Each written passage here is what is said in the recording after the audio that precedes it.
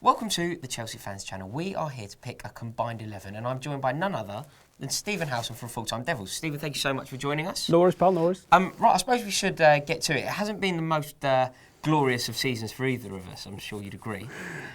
But this game is obviously a big game. Chelsea United at Stamford Bridge. There is still a lot to play for from your perspective. You're still optimistic of the Premier League? Top four at least? I think top four is the best and the least that we can hope for. Right. We can't accept anything less than top four, and fourth is probably the limit of where we'll go if everything goes to plan, and we need someone in the top four, the current top four, to really come down and fall out of it before we're going to step in there. Right. And we Tottenham.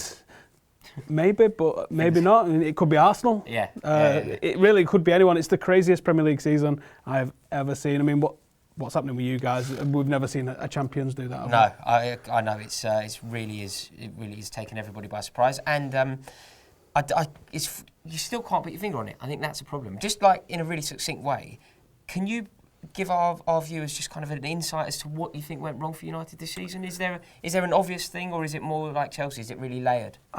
I don't think it's as simple as that went wrong, and people saying like Louis van Gaal's negative tactics. Well, it's not, because we play all of our football in the opposition half. We play most of it in their final third. We're just extremely easy to defend against. We saw the other night against Stoke. If you come and play us, there's going to be an open game and we'll win. But if you want the draw against us, you're getting the draw. And we've seen every team that wants a draw come and get a draw with us. That bodes very well for Chelsea, because we seem to want a draw in every fixture that we play in at the moment. Right, let's go. Let's get to it. Let's pick this combined 11. Do you know this would have been no fisticuffs? I'm going to go. I'm going to fight my corner hard, but I think we should be unanimous. Let's try and make sure that we have to agree. So we could be in for a long night. I suppose the obvious place to start is a goalkeeper, and there's only one winner here, really, isn't there? I agree, yeah, it's David De Gea. Yeah. Any debate? Courtois, just to get an opposition perspective on Thibaut. Any thoughts there? Previously, maybe, but on form, no, not at all. De Gea is winning us points. I don't think we can make a case here. I mean, as much as I really want to have the argument, De Gea is fantastic, isn't he? And it's a real shame that he didn't slope off to Real Madrid the other year. So we'll go De Gea. Last summer. Was it last summer? God. Yeah. All right, so we'll go De Gea. Right. Still not confident he'll stay around. Really? You feel like he could leave again? I'm pretty sure he's Madrid bound at some stage. Right, good to hear it. Glad, nice one, David. Right, let's move over. Now, this is where I can definitely fight my corner hard. Left back. Are we going on form? We're going to go... Yeah, we'll definitely go on form. I think we should be picking this team. I often say it on this channel that football's a meritocracy. If you're good at the moment, you should be in the team. You know, it's not about being too young or anything like that. It's simply how well are you playing at the moment. But, irrespective of how well they're playing at the moment, I'm going to put Cesar Azpilicueta on the table and hear what you have to say about that. Well, our best left back in form, if he was fit, would have been Luke Shaw. But he's not fit and he's not playing, and he's probably a fair few weeks off. Currently, we're playing Cameron Borthwick-Jackson there, who's playing well for him. Right. And he's doing a decent job in the team, but I'm not going to argue with you on that one. Azpilicueta? I think Azpilicueta takes that one. Lovely. Comfortably. Good, glad to hear it. Do you know this would have been a lot more interesting in 2008? Yes. When both teams was actually flying. Yeah, I know. It's a fall from grace, isn't it, when you think that this is now a fixture that was less than a decade ago, Champions League final, and is now, well, it's certainly from our perspective, pretty much a dead rubber. It's a mid-table game. But yeah, I know, we're not going to make the top four and we're not going to go down. But the Champions League is still there for us. Sort of. Right, let's move across. I'm going to put on the table here, and I have a feeling that you may have an issue with it, but undoubtedly for me, this is John Terry.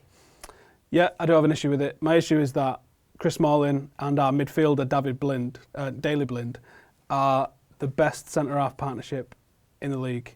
We've conceded the fewest goals from open play.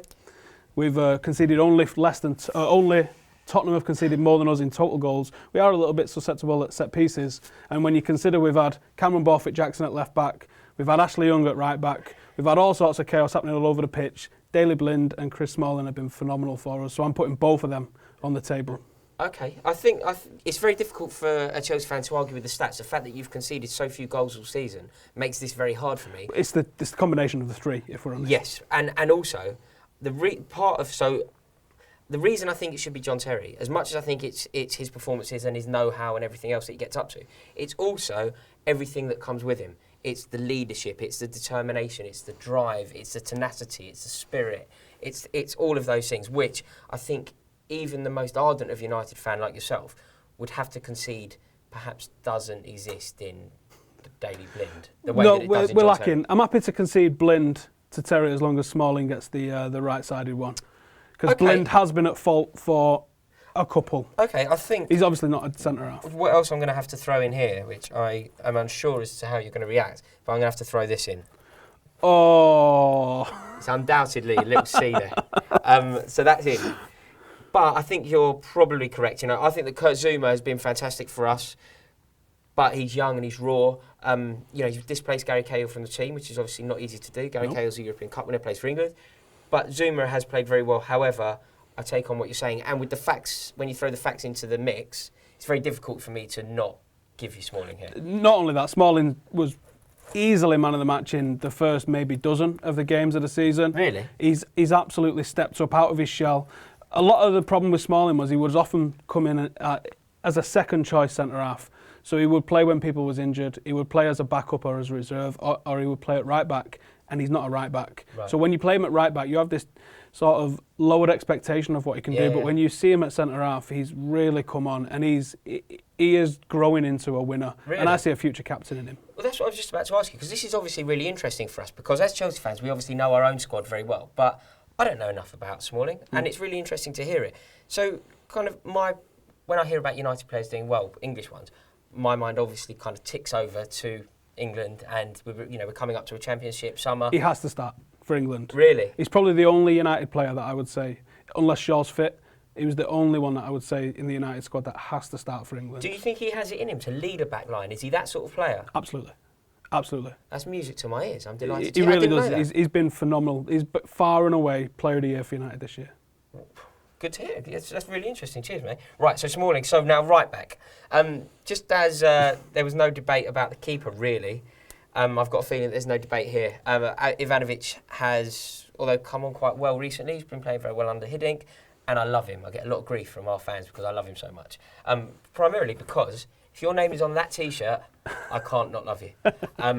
But I also have to be honest and concede that his form has not been good enough. So we might need to come back to right back because the injuries, the problems that we've had. Darmian has been decent as a signing, but he has had games where he's had people giving him the run around. He's also played at left back a little bit in the absence of Shaw. We've had Ashley Young here. The only real settle that we've had in the back five has been Blind and Smalling and De Gea. Right. So, although I think Darmian is probably a shout because Ivanovic has had a poor season and he has been your only right back essentially. Yeah.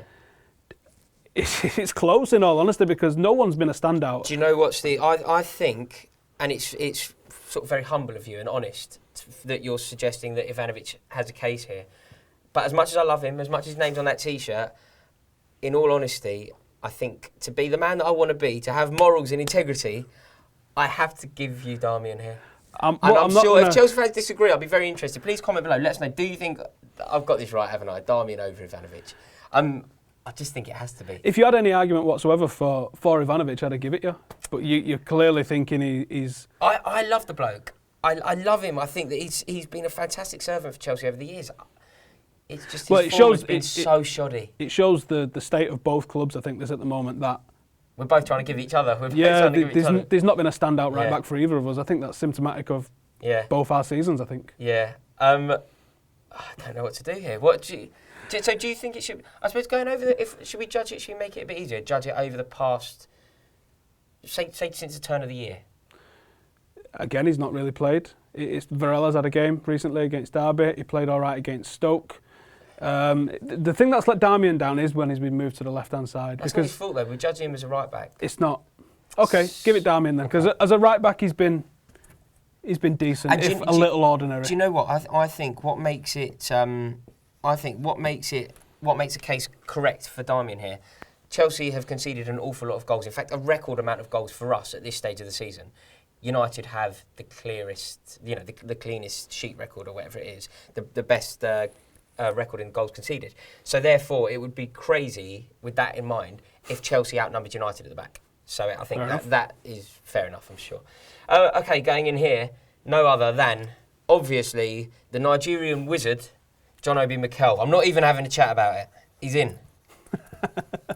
He's been incredible of late, and our kind of turn in form, our return to not losing at least, has coincided with this man's resurrection and being. I was going to ask that. I'd heard he would have been a key part of Hiddink's reign, if you like. Earlier on this season, I think it was our first game of this calendar year.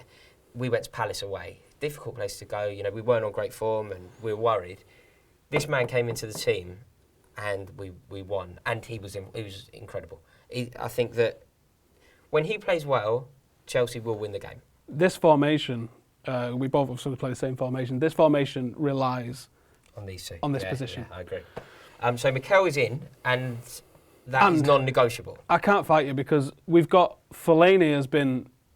If we're talking form, earlier in the season it was Schweinsteiger, who did all right but didn't quite hit the expectation that we had when we signed Schweinsteiger. Yeah, you signing Schweinsteiger, you think World Cup winner. You're thinking it's going to be up here, and he's not quite lived up to the very high expectation. But he's not been poor. He's just been average and ordinary. We strive for mediocrity. We signed Falcao. I'd have been loving it if he could be somewhere in the middle. But of late, it's been Fellaini. Right. And if you look at the stats across December, and if you watch football and watch Fellaini, I can't put him in anything. I don't want him in our starting 11. I don't want him in a combined 11. I'd agree with that. But Morgan Schneidlin, unbelievable footballer. I was dreading you saying that because I'm worried about spelling. Underrated. Really? So we're going to go silent. I can't make a case. Morgan. I can't. Yeah. MS. I can't make a case for Nemanja Matic. I think that he has in the past been a master of that position, but his form has been atrocious.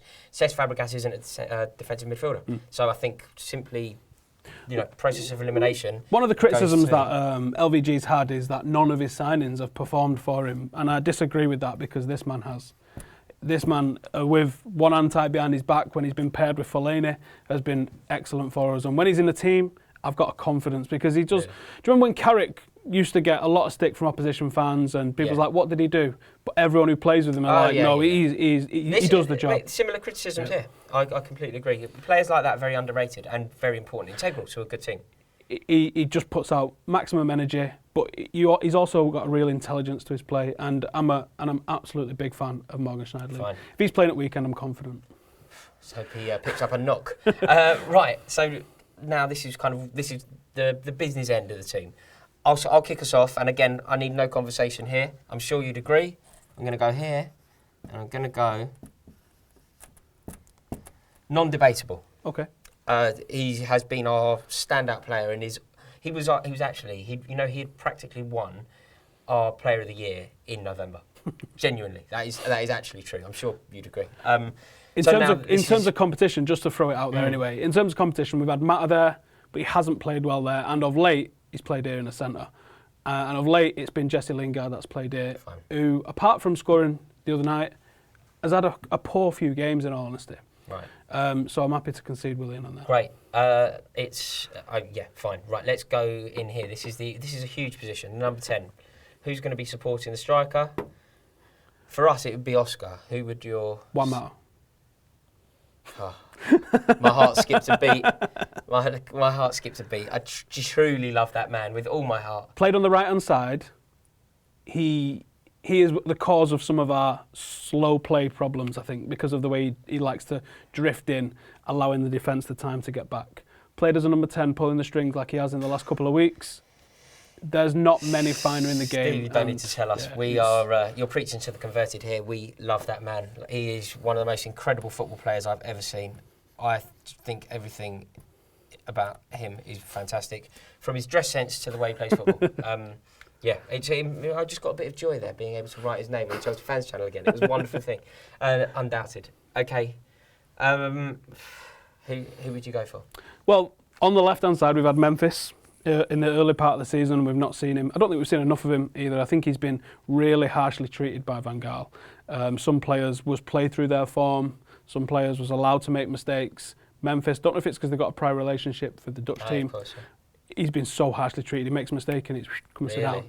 But of late, Anthony Martial has been played there more of being a striker, and the kid is electric. Do you know when you see a player pick the ball up and you expect something's going to happen, and the last few weeks it's grown and it's grown and it's grown, and his confidence is growing. And even though he's not scoring a massive amount of goals, he's causing absolute chaos drifting in from this side. He's getting compared to Terry Henry, and maybe rightly so. Yeah. His pace is frightening. He's a big lad. He's got a massive back on him. Wonderful finish the other night as well. He's so calm. Most of his finishes have been passes. Yeah. He's just passing it into the net there's nothing on him. It's the way to do it, isn't it? In his goal the other night against Stoke, I mean, it come all down the right-hand side, across from the middle, Mata involved in it, and then he passes it into the top corner. I think he was very unlucky that night, actually, because all the hype surrounded that incredible Jamie Vardy strike. Yes. I think, and it was an incredible strike, I'm not taking anything away from Vardy, but it kind of did a bit of a disservice to Martial's goal. I think as a team goal, the United goal was better. As an individual goal, Vardy's blew me away. Yeah, can't disagree with that. We have nothing to suggest. It's Hazard, isn't it? Been playing on the left. It will be Hazard on the weekend, I imagine. It's been Pedro at times, but either way, it's Martial, non-negotiable. For us, it's Diego Costa. For you, it's... At the moment, it's Wayne Rooney, and he's 7 in 7. And I've took a lot of criticism as late because I said Wayne Rooney was finished, and I still believe he's finished. I think he's just hit a real. Is he going to break your goal scoring record? Yeah, I think he is. And do you know what I find really fascinating about this? This is a man, firstly, Scouser, which has serious connotations in Manchester. Blue Scouser, not a red Scouser. So that right. I think there's a distinction there. But he has handed in 2 transfer requests-ish. I know 1.5 transfer requests. How do you feel that he's going to take Charlton's record? Charlton is he personifies Manchester United and has done it only chivalrously. How does it feel as a United fan? Do you want him to get this record? Bobby Charlton, Munich survivor, European Cup winner, World Cup winner, Ballon d'Or winner, League winner, FA Cup winner, statesman, legend. There isn't enough. He's presided over both of your most successful periods, hasn't he? Because he played in the first one and then was instrumental in the boardroom for the second one. Yeah, he is Mr. Manchester United. If Manchester United's got a soul, its living personification is Sir Bobby Charlton. You can't have a bad word to say about it. Wayne Rooney is not that man, is he? Wayne Rooney's never... I mean, this is a long debate, really, for Rooney, but I actually am with him on the transfer requests. We sold Ronaldo for 80 million, replaced him with Michael Owen, Gabriel Obertan and Antonio Valencia. Right. And he questioned the club's ambition. Okay. So did every fan at Old Trafford. Okay. The second one, I believe there was a falling out with Fergie. And when Fergie's come out and said he's asked to leave, I think Fergie was putting it all onto himself to try and get Rooney out of the club, because I think we've had the best years of Wayne Rooney. And he's now a problem because of the wages he's on, because of the status that he's got inside the club, and the fact that he can't be dropped, as we've seen with Van Gaal this year. When he wasn't playing very well, he was still in the team, and he was a detriment to the team. At the moment, he's not, and he's 7 in 7, and he's instrumental to the team. So I've got massively mixed feelings on Wayne Rooney, because if you look at his stats, he's just broke the England record. He's on course to beat the United record. He's been there for 10 years. He's won European Cups. He's won titles. He's been instrumental in all of that stuff. But you just can't connect with him. There's just a complete disconnect. And I don't know whether that's comes from his agents, from himself. There's just... Juan Mata's come in, we've talked to him. Schweinsteiger's come in, we've talked to him. Paddy Evra came in, we talked to him. There's just certain players hit it off with fans, and Wayne Rooney just never... do you know, I empathise with that completely. I follow England, I do a lot of England games, and I agree, although he got the record, he leaves me a bit cold, Rooney. He leaves me a bit cold. I don't feel an affinity with him the way that I have done, the way I do Didier Drogba, say. Yeah. It's, so, I mean, I've got a lot of stick for saying it, but after one of our games recently where he was very poor, Schweinsteiger went on Twitter and said, sorry for the performance, we will turn it round. And you shouldn't judge a player from what they're saying on Twitter, but he's advised wrong, isn't he? If someone had, I'm sure he could afford an intern to just throw out a tweet for him. Why did he do nothing? He tweeted that he was off to go and see Tiger Woods. And you just think, the contrast there, you've got a German guy who's been here 3 weeks, and you've got the club captain. Be the captain. Right. You know, don't just wear the armband, be the captain. No, and I think Wayne Rooney is not that player, but at the moment, can't argue with his form, and I'd be worried if I was you guys this weekend. Yeah, he scores goals against Chelsea as well. Similarly, Diego Costa's on a bit of form. He's really turned it round. He was being magnificent, actually. Scored in the game against Arsenal, I think, is the one. You know, that's been the jewel in the crown of Hiddink's reign so far. He was the reason that it went so well. He's scoring goals again. He's looking sharp. He seems up for it. It's a debate here, because obviously up until then Costa hadn't been good enough. He got a harsh rap from Chelsea. I think this is a difficult one. What your advice here? What do you suggest? Costa or Rooney? This is difficult. This is similar to the right back where neither are absolutely lighting the world up. It's only just been 3-4 weeks of form compared to what was mediocrity in the build-up to it from both players. This could go 50-50 in all honesty. What's the quality of goal that Costa scored? Because the quality of goal, Rooney, we've had back heels, we've had he's been edge fighting. of the boxes. Do you know what else he's been? Yeah, he doesn't score goal. He hasn't got the range of Rooney. I'll give you that. But what he has got is a fight that I'm not convinced that I've seen in Rooney. He definitely has a fight. No, but no, like I'm thinking back to our game against Everton. We were 2-0 down. The game's practically over, and Costa took the game by the scruff of the neck, got us back in it, got a goal, and we ended up drawing 3-3. So I'm not sure I can say Rooney's done the same. I think he scored very important goals, but I don't think in this purple patch of form that he's in, I don't think he's ever gripped hold of a game and carried it forward. Costa's done it twice recently. So, with your blessing, I'm going to give it to Costa. Go for it. Which means our final score is... It's Chelsea... 6-5. 6-5 to United. 6-5 to United. That is our team. That is our combined 11 for the Chelsea versus Manchester United game this Sunday. Stephen, thank you so much for joining us. Thank you. Make sure that you check out Stephen on Full Time Devils. It's a fantastic YouTube channel. And what do you think of this combined 11? Would you think that'd be any good? Would that team win the league? Let us know in the comments below. Do you think it'd finish better than 4th? No. Go on, you please. Welcome to the Chelsea Fans Channel. I bumped into these two reprobates from Full Time Devils and I thought it might be a good idea to do a Chelsea preview.